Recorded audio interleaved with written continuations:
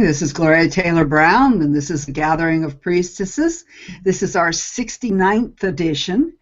If I were a lot younger, I might make unkind remarks about number 69, but we're not going to go there. I'm going to be a good girl, although it's very difficult.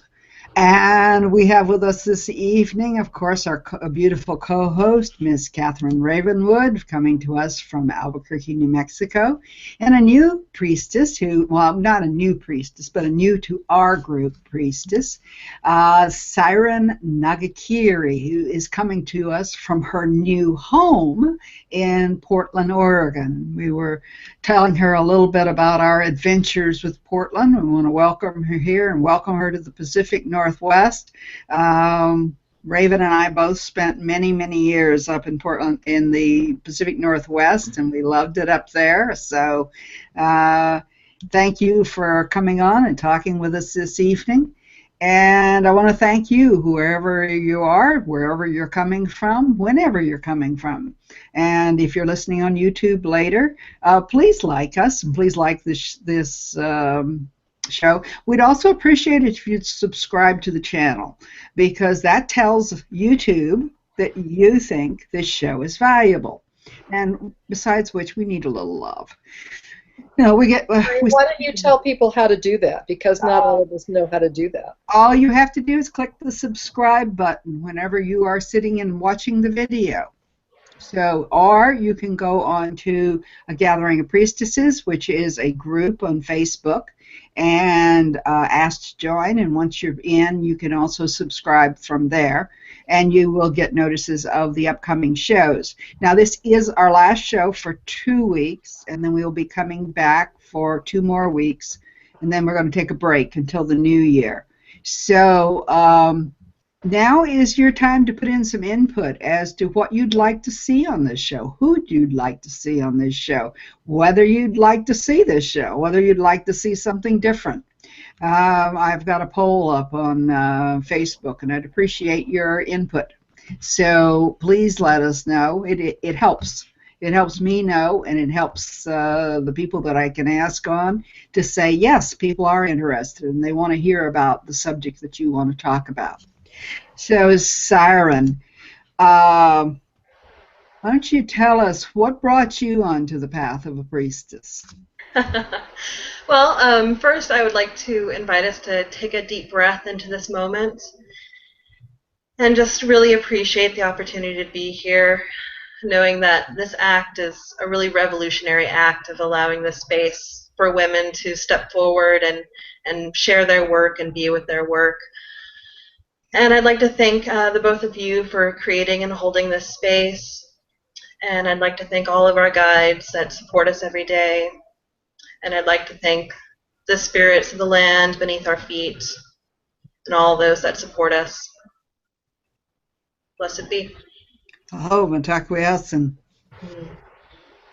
So, my path as a priestess started, really I was a young girl, and I remember the first time a friend invited me to church, and I walked in and I was immediately drawn to the Mother Mary.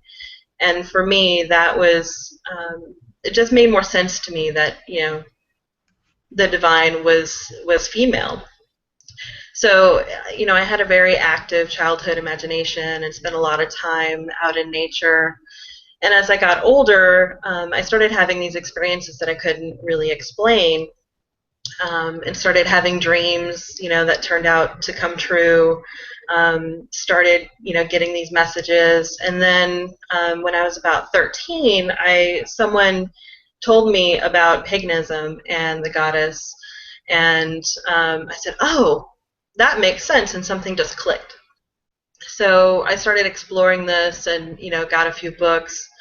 And just started learning more, and then kind of had this experience, what I call my awakening, when I hit my 18th birthday, where I really just kind of, it's still hard to put it into words, but I just kind of knew that my path was that of a priestess, and I received these messages, and just kind of had connected with what I kind of consider some past life experiences.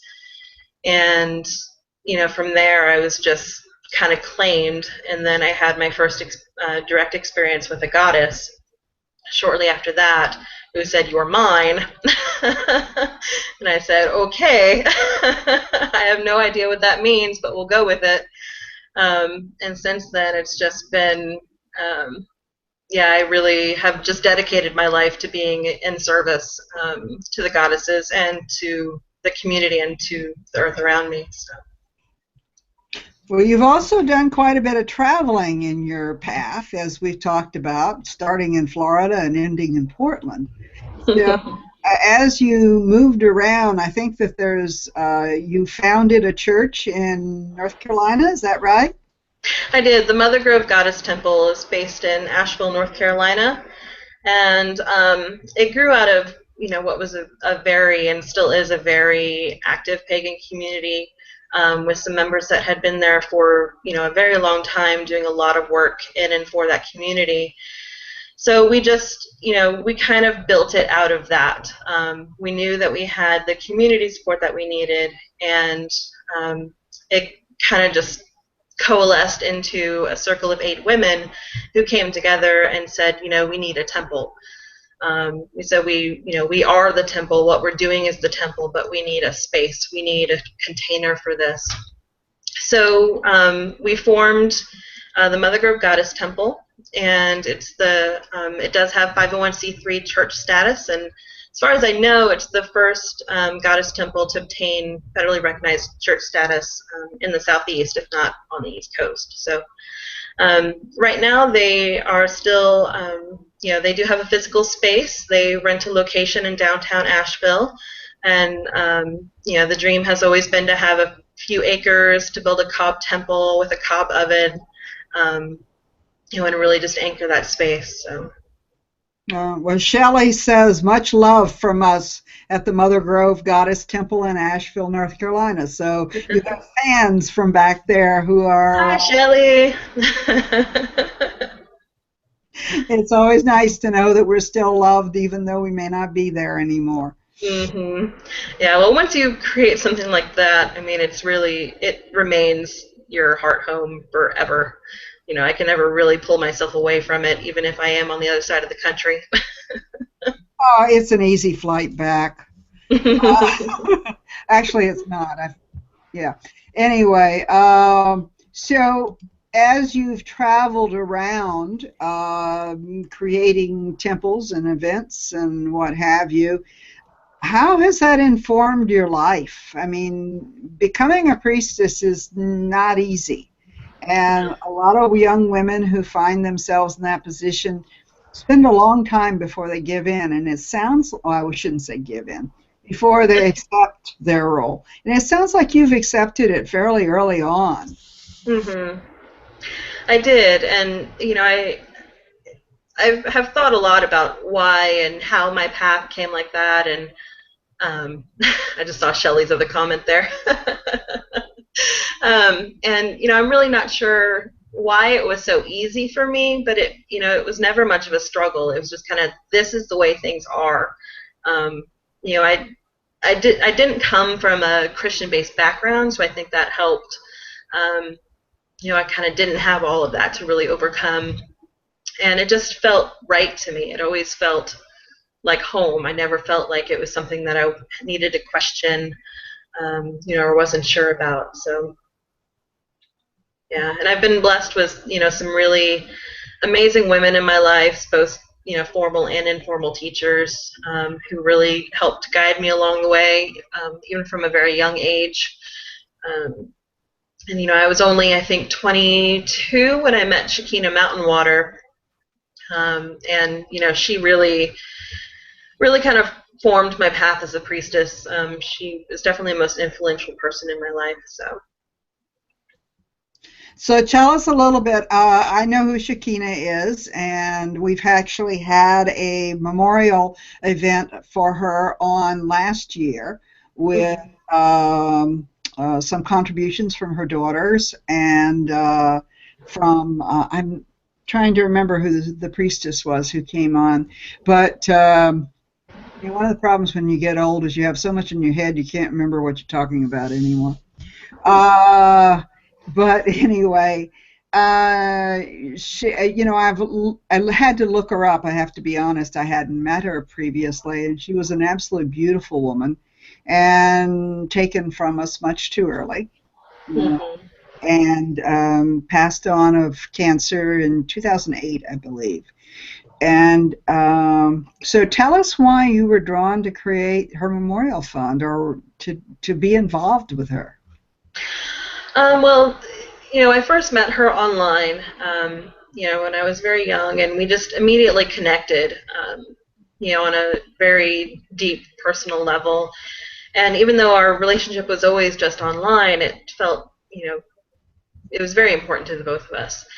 And she and I shared a lot of the same ideas about, women needing support in our communities. And, so often women are trapped, caring for others or doing what they can just to survive, and are left not really being able to fully commit to the work that really calls to them and that really makes their heart sing. And Shekinah, I feel, really, in a lot of ways, kind of fell into that trap as well. She really struggled for financial support during her life so that she could do her work. And unfortunately, when she passed on, there were several projects that she wasn't able to complete because of it. So because of that, I decided to start the Shekhinah Mountainwater Memorial Fund. Last year in 2014, I'm really bad with dates, but it was, I was honoring the date of her death and had this vision of women sitting by a riverside and, scooping up cups of water and sharing that water with each other, and the river flowing by, and just knew that I had to honor her memory in some way to support the work of women, and had the idea to create the Memorial Fund. And then her daughter Angel reminded me of a quote that Shekinah said about, I probably won't be able to recite it completely now, but the essence of it was that we can create this world where our financial support is as ever-flowing as a river, and we can share that with each other. So that's really where we're coming from with the Memorial Fund, is to just really kind of help that river flow and share it out to other women, especially those who are really struggling to do their work. Either, maybe they don't have as much recognition, maybe they're struggling with other issues of class, race, or identity that are influencing their ability to complete their work. So we really want to be a river of support for them. I think that's a fabulous idea. I was involved with Women of Wisdom up in Seattle for 10 years. And one of the biggest problems there was that we had fabulous, incredible, beautiful women and teachers who, most of them had to have day jobs and couldn't do the work that they really wanted to do. A few of them had, enough of a commercial sense that they were able to be involved. But it was very difficult for some of them, because they're what they were trained to do and what the goddess was calling them to do were so very vastly different. And, we talked a lot about the idea that in other days, in times past, if you were called to be in the temple, that's what you did with your life. You went and you served in the temple, and it was considered to be an honored, and you were supported, and that sort of dwindled away to where the only, became only the males were supported if they felt that they were called to be in a monastic or a primarily serving system, unless they were within the Catholic Church and you're called to be a nun. Well, it's kind of hard whenever you're not, whenever you're not a Christian, to be called to be a Catholic nun. And so, that's one of the issues I think a lot of women struggle with these days, is how do I be true to who I am? How do I be true to the fact that I feel like I'm a priestess? I feel like I should serve the goddess every moment of every day, and I'm having to do this work. So where do you, how do you How do you talk to people about this? I think it's a great idea. Yeah, I mean, for me, this is very much also tied up in my politics. So, there's all these, intersecting issues of, capitalism that come into play. And, I'm really a proponent for guaranteed basic income, so that we all, are guaranteed at least our base needs met so that we can pursue whatever our interests are. Whether that's priestesshood, whether that's the monastic lifestyle, whether that's, painting or art or gardening, whatever it may be. So, I really, at this point, I really just try to talk to women and encourage them to follow their hearts. And, even if that just means for them that it's only, say a few hours a month that they can really, truly commit to this, it's, even those few hours really make a huge difference. And for me, being a priestess isn't necessarily this big title, capital P, shiny bits thing. It's just the way I live my life. It's who I am. So, the way I live my life is a full-time thing. I don't have to necessarily be, in that position 24/7. It's just who I am. So once I really start embodying that and living my life that way. I think that's great, and I think that's a wonderful way of looking at it. And I applaud you to the fact that you have come to such wisdom at such a young age.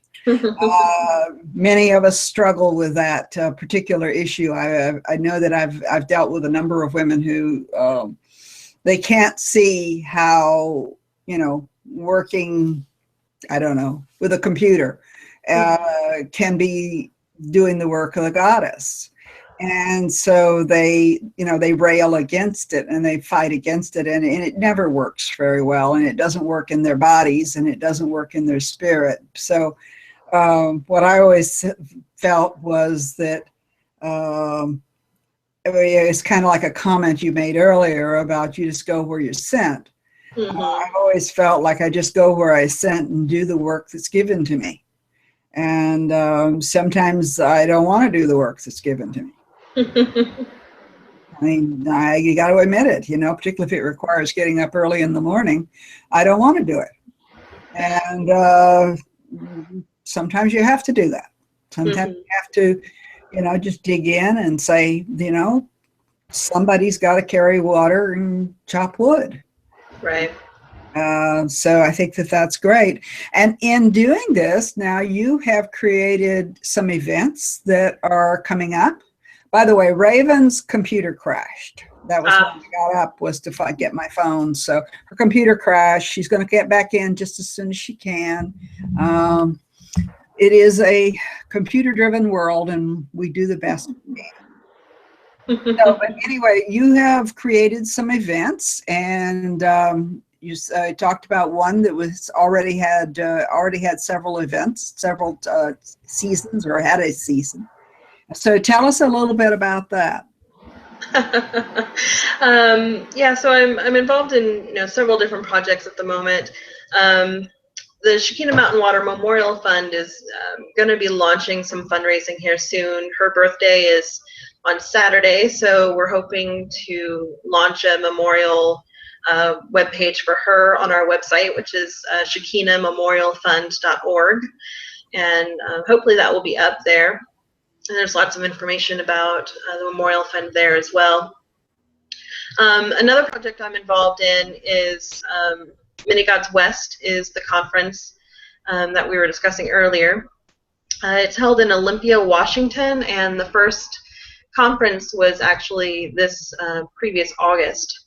So this conference is a conference for polytheists from all over the world. We do consider it a regional conference for the Pacific Northwest, but this past one drew people from all over the country, really. So it was way more successful than was anticipated, and I was really just thrilled to be in attendance there. And following that one, I just really felt like it was important for me to be involved to help nurture that community more. So I offered to be on the team of coordinators. So we're currently working on the next conference, which will also be in August in Olympia, Washington. And it's open to anyone that identifies as a polytheist, you know, whatever form that takes for you. And it's a conference of, you know, we have lots of speakers and classes, and just a lot of really great community comes up around that. So. Well, that's fabulous. I read your article on your blog about it, and sounds like you had some very interesting people who showed up to talk with you and to have interaction. Now, is this an event where you have like classes, or is this something where people just get together, and or is there one main speaker, or how's it work? We have a keynote speaker, and then there's several. It's broken up into blocks, so there may be 2 or 3 presentations going on at a time, and then you know, those presentations continue. There's 4 or 5 blocks per day, depending, and the presentations could be talks, they could be rituals, they could be experiential. It really just kind of varies. So do you have do people submit to be in these events? Yes, present? We will be accepting proposals for presenters. We don't have that deadline yet for when those proposals will open up, but yeah, I assume it will be fairly soon. Okay, so I just wanted to get that in because I'm sure that somewhere along the line we have people who would like to be presenting at your event, and we want them to know that yes, it's not a hand-picked crew. It's let's send in presentations, and then it becomes a hand-picked crew. Yeah, we have had a wide variety the last time, so we're really looking forward to that. You know, inviting a variety of voices to the table. So the website for that is manygodswest.org, or you know, of course, Google our friend. You can just Google Many Gods West. Why did you come up with the title Many Gods West? I mean, just because it's in the West? I did not come up with that title, so I'm not entirely sure where that came from. Yeah. I'm just, you know, sounds a little male. Yeah, there's a lot of discussion about, you know, the use of God versus goddess within polytheist circles. You know, I have mixed feelings about it myself, but you know, originally God was considered gender neutral, so you know, it's really just with the coming of Christianity that kind of co-opted that to mean only the male. So, you know, I guess it just depends on how you feel about reclaiming words and such. Yeah, and at the Gathering of Priestesses description, I use the word deity. Because, you know, I worship both gods and goddesses, and I don't want to slight any of them because they might show up in my living room and tell me they didn't like it. So, and I had a woman today, she says that she didn't know whether or not she was a priestess or not. I says, well, we believe that it is any woman who is here on earth trying to make this world a better place and is doing it to the best of her ability and in the belief of the deity that she worships or that she follows. And she said, well, then in that case, I guess I'm a priestess. So newly minted I think she's 72 years old, and she was, you know, delighted to find out she's a priestess. I knew it because I've been working with her for some time, and I knew that at her core, what she really does is a lot of service work and a lot of reaching out and helping people to connect with other people. And, you know, it's just, those are, Raven's having a terrible time. Sorry about that. Her computer, it looks like it's time to buy a new computer. Guess what we're going to do at Thanksgiving? Bought my new computer at last Thanksgiving. So anyway, as you've got involved with this Many Gods West, but you have another organization or another event-based thing that you're also involved with, correct?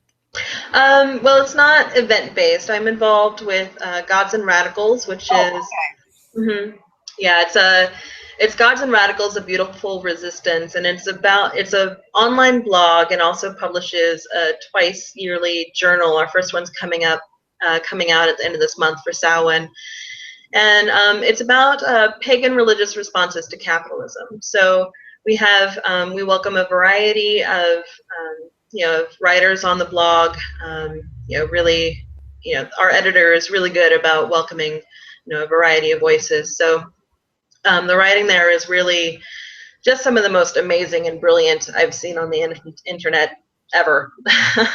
So, it's beautiful, it's creative, it's spot on, it's radical, it's just really amazing, and it's just flourished in a way that I think has surprised all of us the way it's taken off. So as you've created, or not created, but as you have supported and been involved with this many Gods West, not many Gods West, but Gods and Radicals. Oh, there's Raven. Hi, sweetie. Hi. What has been your take? You say that the blog is about against capitalism, and I think that your particular issue is patriarchy. For me, patriarchy and capitalism are very much intertwined. One really can't exist without the other. I read a lot about patriarchy, and the influences, how the oppression of women has really helped bring about the control of, the environment, the control of production, and how capitalist society has really thrived off of the ability to control women's ability to procreate and reproduce, to control our form of work, to devalue our work in the home. None of us are paid for any of that caregiving work that women are expected to do. So. Yeah, I ran into an interesting situation around that whenever my husband was ill. In the county of San Diego, if you are living with someone and they become ill, the county of San Diego will actually pay you a whole $9.85 an hour to take care of that person. Cook and clean and, whatever needs to be done, unless you are married, in which the cooking and the cleaning are considered to be part of your job, and therefore you get paid for it. So, the fact that you're changing diapers and changing IVs and whatever, they're willing to pay for that. But the most basic needs, they don't pay for. And of course, whenever you're doing something like that, it's not like there's a lot of options whenever you're taking care of someone who's 100% disabled. And it works both ways, however. If you're male and you're married, they also don't pay you to cook and clean. So it's not just females, I won't say that. But it's just much more likely that it's going to be the woman who's caught with them not being willing to support her. And they work very hard to try and get as many hours as they can for you, but that particular issue is like absolutely rock solid, and there's quite a bit of people fighting back around that down here, trying to get that so that it can be covered even if you're married. Because after all, it may be your job, but you may have had to give up a job that paid a whole lot more money in order to do the cooking and cleaning. And it's kind of an interesting situation where we do the best we can, and sometimes it's not good enough. And I know that in dealing with the patriarchy, the patriarchy also flourishes in communism, and it flourishes in where there are kings and queens. It flourishes where there's anarchy.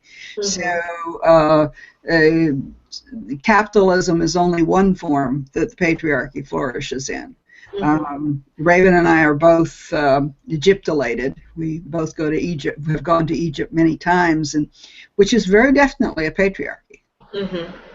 And in fact, they had elections last week on Sunday, and I haven't found out what the results are. Although I'm very pleased to find out that the Liberals have swept the Canadian parliament, and so whenever Trump gets elected next year, we can have some place to move to.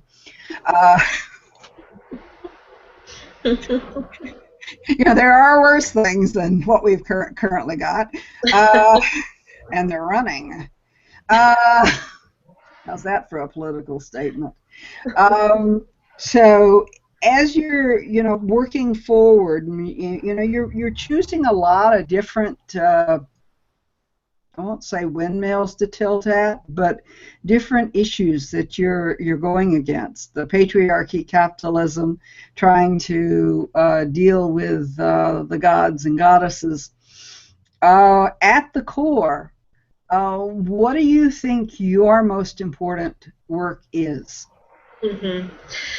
Yeah, I mean, for me, that's, while all these things I do may seem very, very disparate, very separated, it's all really kind of comes down to one thing. And sometimes I just joke, I just work here, I just do what I'm told. And really it all just comes down to, this is what I've been told I need to do. Mm-hmm. And really, and I think part of my work is really exploring how all of these things intersect and what they really mean. When we look at them as a piece of the whole, rather than these, separate priorities or these opposing things, to really start looking at, at an intersection, look at the intersections. Look at where they come together. Yeah. So, yeah, I mean, and that's really what my work comes down to, is I feel very strongly about, how do I want to say this? I was going to say something, and then I was like, oh, no, that's not right. So, Put it out there. Everybody else does. So, I mean, for me, it's really about, doing what I can with the time that I'm here, and doing what I can to honor the goddesses that I work with, and doing the work that I feel I'm here to do. And a lot of times that has changed many times in my life, and but looking back, it all still connects, and in some ways it connects in ways that I may not understand yet, but it more to be revealed. Mm-hmm. So who do you regard as your gods, the goddesses that you primarily work with? So my matron is Hecate. Mm-hmm. And then I also work with Kali, and then a little bit of Sekhmet, and then sometimes Athena pops in and out depending on what kind of justice work I'm doing. So. Sekhmet generally ends up taking up more than her share. Isn't that right, Raven? She's front and center. So tell us how you came by your name, because we got a brief. You briefly were talking about that to me earlier, but Nagakyrie, that's very interesting. Yeah. So Syren I've had for a long, long time. That was the first name I was given when I started on this path, and it's the full meaning behind it has kind of unfolded as I've continued. Nagakyrie I took very recently, and it has partly to do with I do work with the Nagas, which are serpent spirits, and they're very important to me, and their meaning is continuing to unfold in my life as well. And then I kind of joined that with Kyrie to, it can mean a couple of things. Of course, first it's a reference to the Valkyries. It's also, Kyrie can also mean sovereign one. So it was really just kind of a reference to kind of taking that sovereignty on, really dedicating to my path as a warrior and a priestess, and honoring the Nagas that I've been working with. So do you have any serpents in your life, or is this just the serpents in the spirit world? I don't have any snakes right now. I used to have one, but my life has been so nomadic for so long. I'm never in one place long enough to really care for a snake. So. Just thought I'd ask. We have a lot of snake goddesses on this show, so we've actually had a few snakes on the show, and they seem to like it very much. They prefer to perform at the front and center. Yes. Segment. Yeah. So, what is it like to work with the serpents? Well, right now the work that they have me doing has a lot to do with the waterways, which is, the Nagas are very much associated with, especially the underground waters. So, for example, now I'm here in Portland at the intersection of two rivers, on the shore of a Superfund site. So I've been doing a lot of work, just getting to know the water here and the land, and seeing, getting involved also on the political side, with the Superfund site and the cleanups. So. Which Superfund site is that? On the Willamette River, there's, I can't remember how long, but several miles that have been deemed a Superfund site by the EPA, and they're currently in the process of, the EPA has come out with a few suggested cleanup methods, which are, of course, not good enough. So, there's a big fight here in Portland right now, about the people that are going to be responsible to pay for that versus the people that actually want our place to be clean and healthy. So, yeah, Raven is our water priestess. So she's the author of How to Create Sacred Water. Sacred Water or Sacred Water Altars? I can't remember. I'm sorry. How to Create Sacred Water. That was what IT named it. That wasn't what I called it, but water's already sacred, so I didn't think we needed to learn how to make sacred water. But that's the title the publisher chose, so we went with that. And she's been working, well, actually, that was since, what, 97, 98, wasn't it? I think it was, yeah. Yeah, so working with the waters and maintaining a water altar. And I'll let you talk about that, Raven. Oh, well, yeah, I've been maintaining a water altar since 1998 and doing blessings on the water. And I think that many people are doing water work. And the way that I do it and the way my book is how I was told to do it. Like you, I just showed up and did what I was told. It turned out to be that way. But I think the really important thing in being a water priestess or a tree priestess or an earth priestess, whatever you think, whatever it is the relationship that you form with the water or the earth or the trees. And that is, of course, it's being in service and it's being educational and it's being healing. But I think the biggest impact for me has been to come into a different relationship with the elements. And that's been very powerful for me. And, so I'm not sure who's been healing who. Well, apparently you got sent to Albuquerque so you could heal the water there. I mean, they need all the help they can get. Yeah.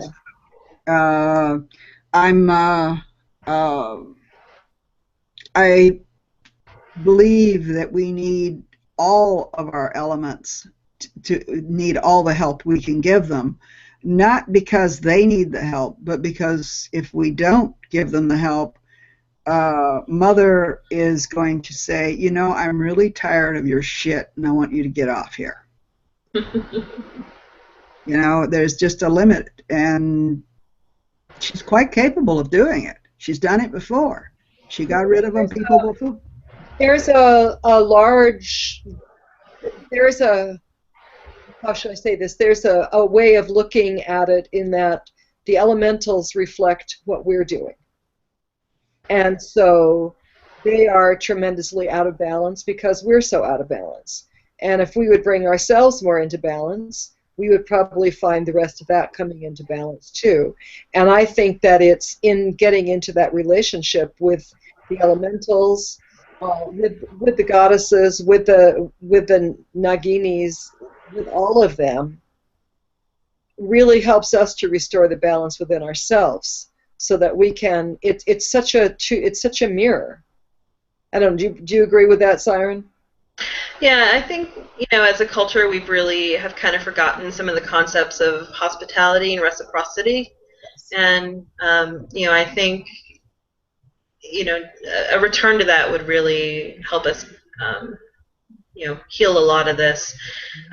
We've kind of forgotten that, we have a responsibility, just as the earth has a responsibility to care for us. We have a responsibility to give back, and care for the earth as well, and that includes all the beings and spirits that are also a part of this land. So, and that there's codes for that.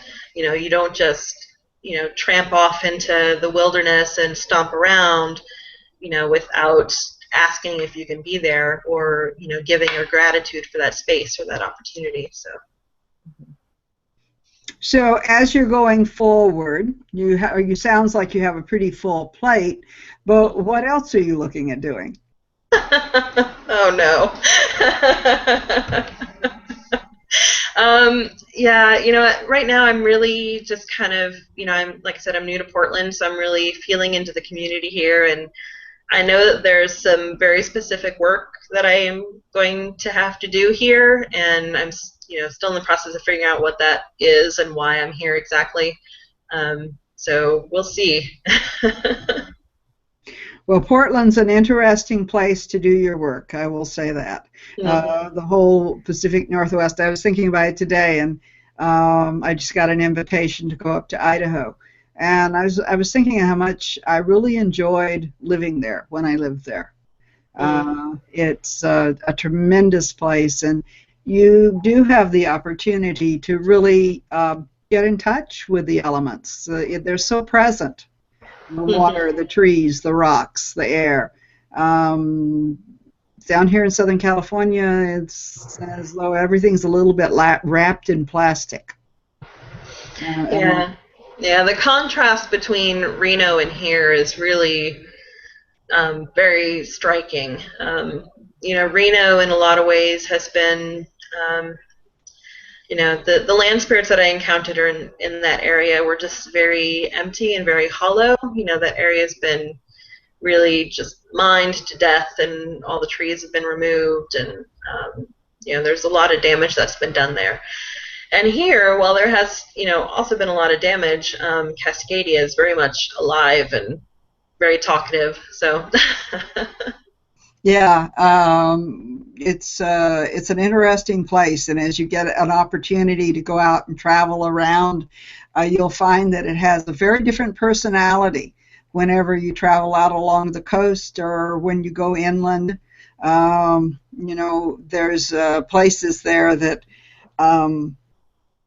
they're really remarkable. I mean, I've traveled all over the United States, Canada, and North America, in fact, and part of Europe and Egypt. And the truth is that there's places there that it's like you're closer to God, closer to the goddess than anywhere else I've ever been. With the possible exception of the island of Philae in Egypt. And there is a transparency, I believe, in the ability to connect there. Ravens, I know you went up to La Push a lot, and I think you would agree with me on that. Yes, I would. Very much. It's a very magical place, and I've asked myself a million times, now, why did I leave? You had work to do. Like Syren said, you got sent somewhere else. I did get sent somewhere else, but I love it out there, and yeah, La Push is a very, very magical place, and the Hoh rainforest, just unbelievable. Very, very amazing. And the rivers are big and wide, and the trees are big and tall and big around, and it's just vibrant all the time. So it's a very beautiful place to be. I'm sure you're going to enjoy it. So anyway, as you're moving forward, you've got your event coming up next August, and you've got the blog that you contribute to, Gods&Radicals.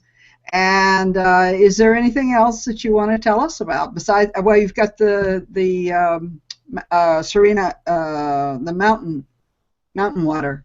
I'm sorry, Shekinah Mountain Water. I apologize, folks. I have been traveling out in this land all day today, and most of it's been spent on the roads. And what I find is being on the roads really disrupts my brain. I had a friend many years ago who said that she had moved from LA because she found that she had to set aside so much of her mind for alternate routes of travel. And I'm beginning to feel that way down here. It's like you're constantly having to figure out, well, how am I going to get home if that way doesn't work? And it disrupts my ability to provide you with the show and the interview that you deserve. So I apologize, and I ask that you forgive me and send blessings to Southern California that their traffic goddess needs to get to work. Asphalta, we need you. I know she always worked really well up in Seattle to get things moving. We need her down here now for a while. So anyway, tell us about Shekhinah Mountainwater. What are you doing with this now? The Shekinah Mountainwater Memorial Fund. Yeah, it's a memorial fund that I started in Shekinah's honor to support the spiritual work of women. You know, we talked a little bit about this earlier, but Raven was off right then. Oh, that's right. Yeah. Okay. Yeah. So our primary goal is really to raise some funds to support the spiritual work of women, especially to support those women who, you know, really struggle to, you know, find support for their work, whether, you know, they don't have the recognition or, you know, they have compounding issues of, you know, race or class or identity that present some barriers for them. So. Very good. It's very good. Yeah. So, with all that work, is there anything else you want us to know about at this time? How can we support you? We're supporting everybody else. How can we support you? Well, you know, certainly, you know, visit the websites for the work I'm doing. I am going to be getting back into, you know, my own writing again some more, so hopefully there will be some more on my blogs. I have some articles coming out. So, yeah. Okay. And Raven, how can we support you? Well, I have 2 classes up on the Mother House of the Goddess on spiritual directions. You can take the first 2 levels of that course, and that's a course near and dear to my heart. So that's on Mother House of the Goddess spiritual directions class. And I'm a tarot reader, and I have a newsletter that working with an article right now that needed to get out last week and isn't done yet. So you can subscribe to my newsletter, see me on Facebook, or my website is Catherine, that's Kathryn, CatherineRavenwood.com. Okay, and let us know how we can support you out there as well. Tell us what you're going on in your life. Join a gathering of priestesses if you're not a member already. But when you do become a member, I always welcome people and ask you to tell us a little bit about how you got on the path of the priestess, and also tell us about your events and whatever is going on. The point of this is to support you, to support all of us. We have a number of things that we want to do as we go forward, one of which is the Goddess Ranch. And the Goddess Ranch is an idea that Raven and I came up with, 20 years ago or something like that, which is the idea that one of these days we're going to retire, sort of, and that we would like to have a place to live together, not just Raven and I, but other women, and have a gathering. And we're not going to fit in at the Baptist and the Methodist retirement homes. And so looking at nor are we going to fit into the lakes down in Florida. So, you know, we've never fit in before, so there's no reason for us to start now. And so we're looking at the idea of creating a place, and maybe more than one place, where we can have both permanent residents and having people coming in teaching classes, doing retreats. So if you're interested in that, please, on the Facebook, you can like the Goddess Ranch. And you'll hear more about that in time to come, because that's one of the projects I'm currently working on. I'm also working on 2016 and what 2016 is going to look like, as to what it's going to mean for a gathering of priestesses and what it's going to mean for the guests that we have on here.